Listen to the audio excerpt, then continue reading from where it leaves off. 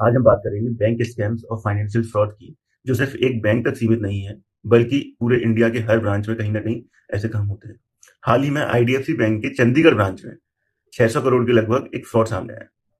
लेकिन एक ऐसे फ्रॉड और भी बैंकों में हो सकते हैं, जैसे यस बैंक में भी कुछ समय पहले हुआ था, और दूसरे लोकल बैंक में किसी भी फॉर्म में हो सकता है। बेसिकली कुछ कर्मचारी या ठग जो होते हैं, उनसे कोई फर्जी लेटर, ऑथराइजेशन लेटर, फर्जी चेक पे साइन करा के पैसे निकाल लिए, और जब चेक किया कि एक्चुअल बैलेंस और एस्टिमेटेड बैलेंस है, उनमें डिफरेंस आता है, तो उसमें स्क्रूटनी होने लगी, ऑडिट्स होने लगी, एंड देन बैंक खुद ही एक्सेप्ट करने लगा कि हाँ, ये फ्रॉड हमारी बैंक का ही है।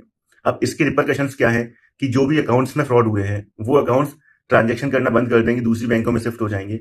अब बैंकों को अपने जो प्रॉफिट्स हैं, प्रॉफिट्स को कम करना पड़ेंगे to the extent of scam found. इनकी जो ऑडिट्स होती होंगी, कंकरेंट ऑडिट और स्टैट्यूटरी ऑडिट, बहुत डीप डाउन होगी।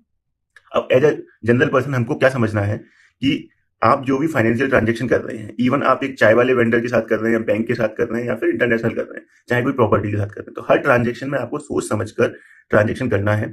उसके हर बारीकी को, हर टर्म्स एंड कंडीशंस को आपको पढ़ना है, और इसके अंदर जाके वेरीफाई करना है कि मैं जो पेमेंट कर रहा हूँ, जो साइन कर रहा हूँ, और जो ऑथराइज पर्सन साइन कर रहा है, क्या वो लीगली ऑब्लिग्ड है उस साइन के लिए या नहीं है। आज की कंडीशन में हमारे देश में फाइनेंशियल एजुकेशन को कोई भी इतनी इंपॉर्टेंस नहीं देता है। बेसिकली सभी पेपर की डिग्रियों पे बिलीव कर रहे हैं अभी भी, कि मैं इंजीनियर बन गया, डॉक्टर बन गया, या फिर सीए बन गया तो मैं काफी नहीं। इसके अलावा आपको अपनी फाइनेंशियल एजुकेशन को इम्प्रूव करना पड़ेगा। इस जर्नी में आप मेरा साथ दीजिए। लर्निंग एंड ग्रोइंग दोनों अपन इसी स्टेज से करेंगे। Stay connected with me. Thank you.